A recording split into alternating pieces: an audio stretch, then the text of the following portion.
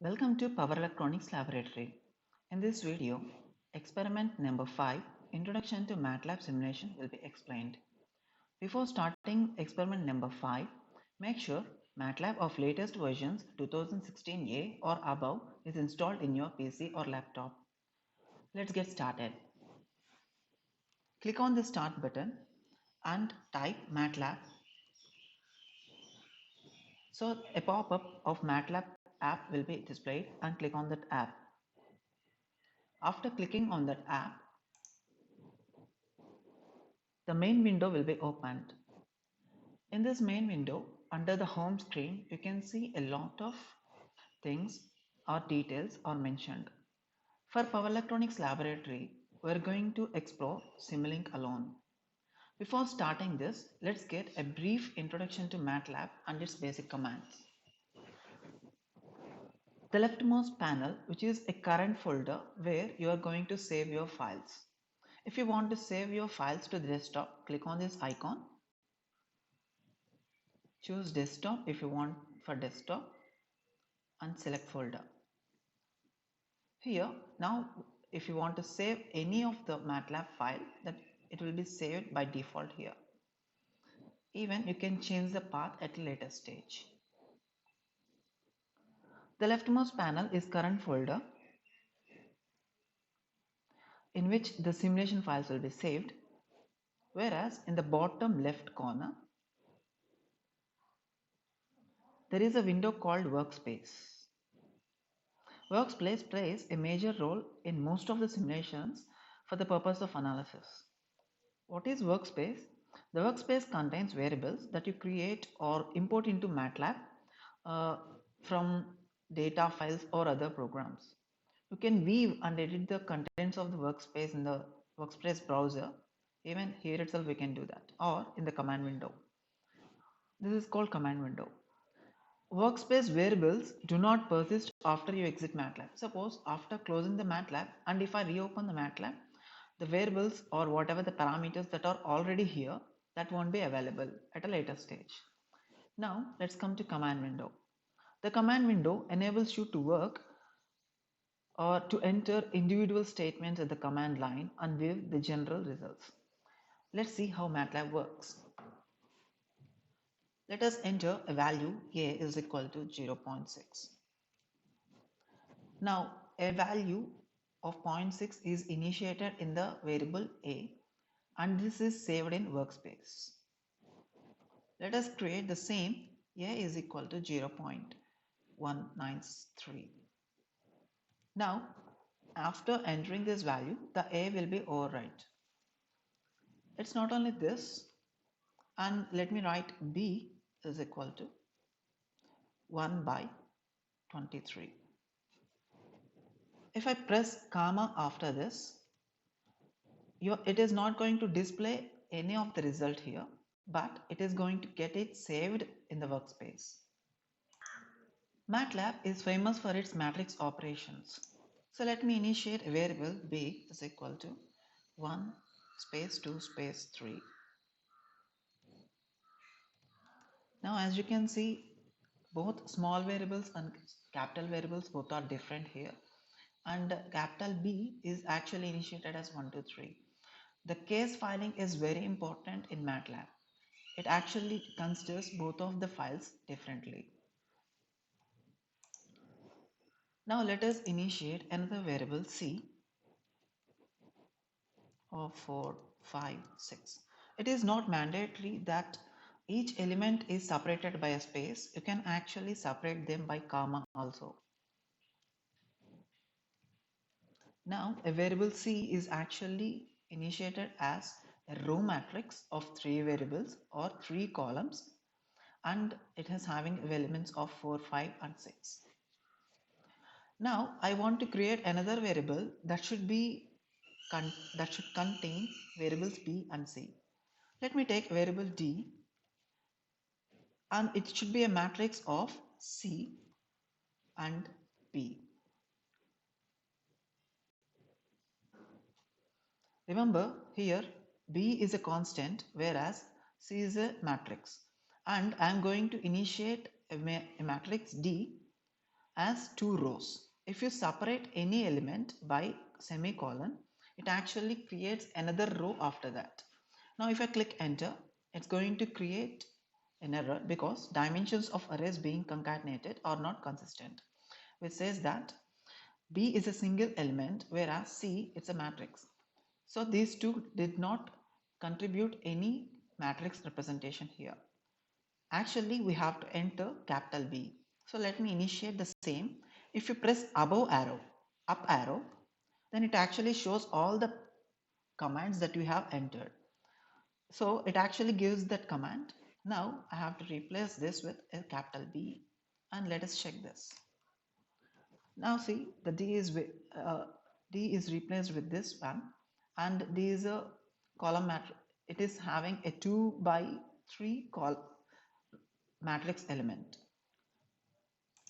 It is not mandatory that you have to create a specific variable. Even any element can be an empty matrix. I'm going to create E as an empty value. So it doesn't carry any element. For some programs, you should actually create an empty matrix that should not carry any value, including the garbage. Then we'll simply create it as an empty matrix. Even we can perform some matrix operations here. Let us explore a variable D is equal to D dash. Now I just want the transformation. I mean 2 by 3 column to 3 by 3. In other words, I'm just going to have a transpose of the matrix D, and I'm going to overwrite in the same element, which will exchange my row to column variable. I mean I by j will be replaced by j by I.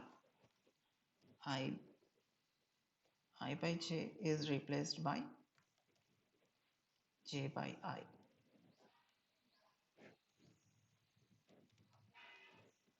This is how it's actually transposing the matrix.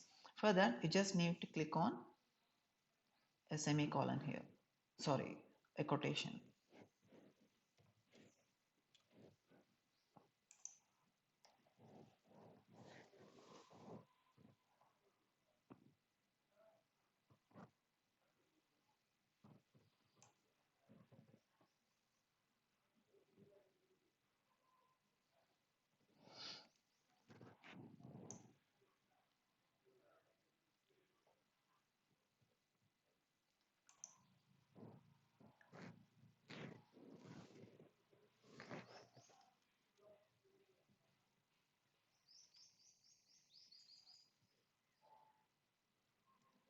Simulink is a platform where you can actually connect your power electronic components and you can simulate them and analyze, and all its relevant analysis can be done in this simulation itself.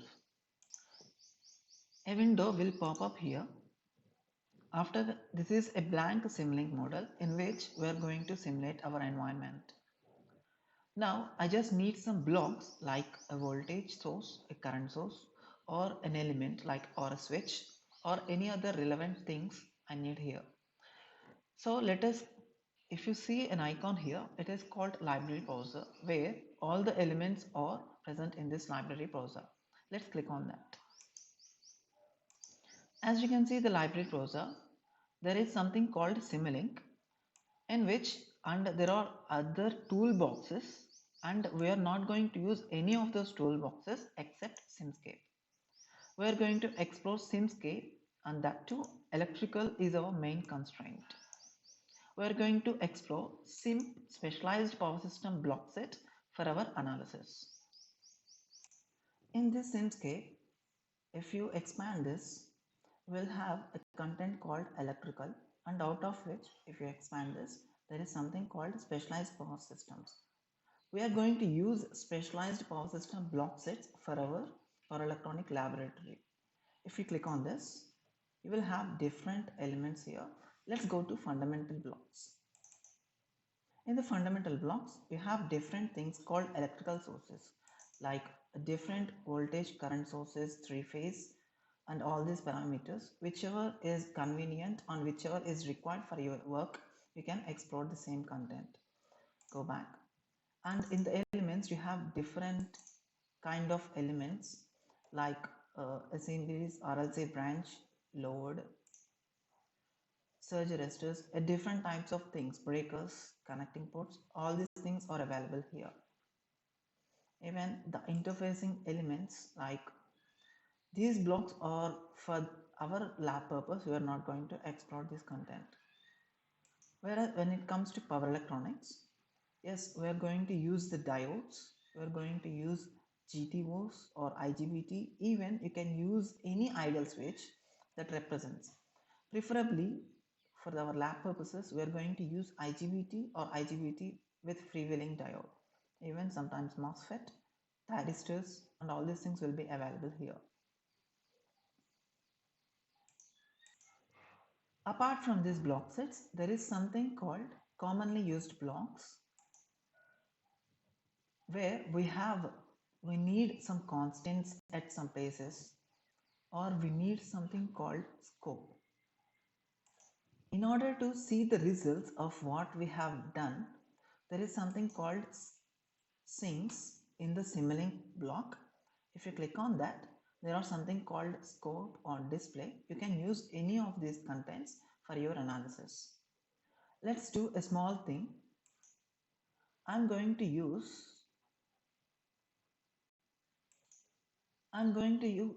just give a sinusoidal signal. Let us go to sources, and I have a function called sinusoidal signal.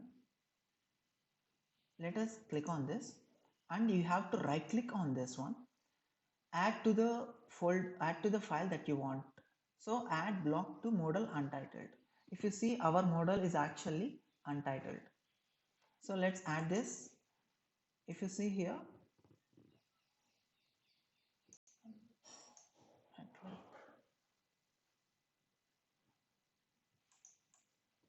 yeah, if you see here, it gets added here.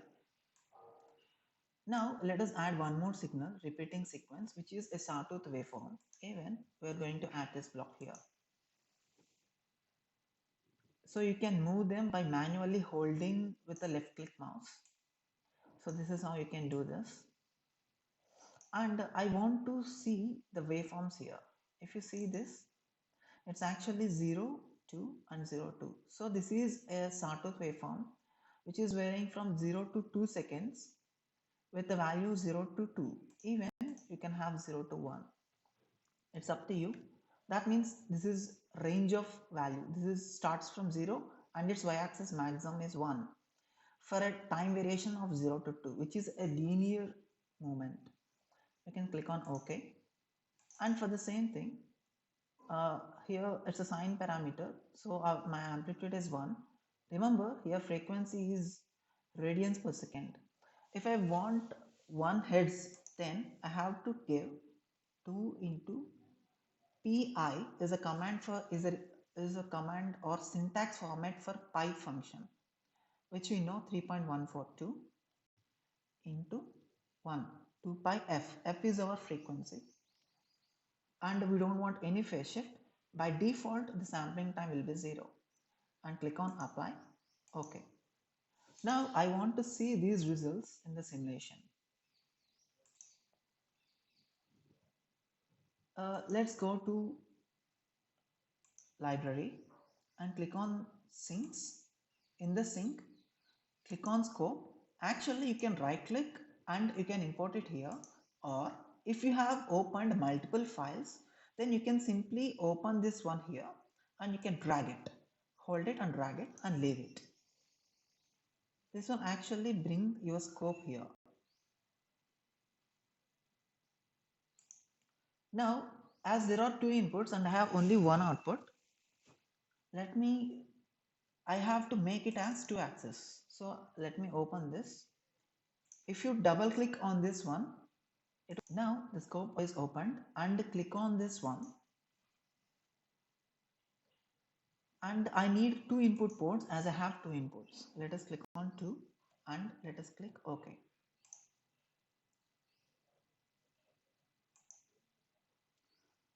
Now I can connect this by dragging them and connecting it to the scope. I don't want the simulation for 10 seconds. I just want the simulation for 2 seconds. Even you can create the simulation for infinite. and as it keeps on running, you can click on stop button to stop at any time. But for the time being, I'm just going to run the simulation for 2 seconds, and if I click on run, it will actually compile first and it will do the simulation. Now the simulation is completed and let's see the results. If you double click it, this is actually the waveforms that we have given. But I think, yeah, it is from 0 to 2 and this is how your sine wave function is taken. Let us do a bit modification in these values. Now I want this repeating sequence to be at very high value of 2e minus 3, which is nothing but 2 milliseconds. Instead of 10 power, we will use a letter called e here. If I write 2e minus 3, it actually represents 2 millisecond. 2 power minus 3, 2 into 10 power minus 3, and I want 0 to 1. Let us apply, okay. And whereas this one, I want it at 50 hertz. So let us make 2 pi f should be 50, and let's click on apply, okay. As it is 50 hertz, each cycle is 0.02 seconds. For me, a 0.8 seconds are sufficient. So let me simulate this. So it's simple, simulated and compiled. Now as you can see, there is a more clumsy waveforms, and if I click on, if you want to see a specific constant, you can click on this plus and you can drag it. So it actually zooms to the content. If you observe one thing, I have applied sine and sawtooth, and both are overlapped. I don't want both of them to be overlapped, so I have to click on this and click on layout. So I'll click on two layouts. So let's click OK. If you can see here in the scope, the first one is a sawtooth waveform, which is pretty fine, whereas the second one is a sine wave, whereas I can see here as a triangle. Now I just want it, but whatever I have done, I have not done much. For this one, in order to do the proper editings, so let's click on simulation and go to model configuration parameters.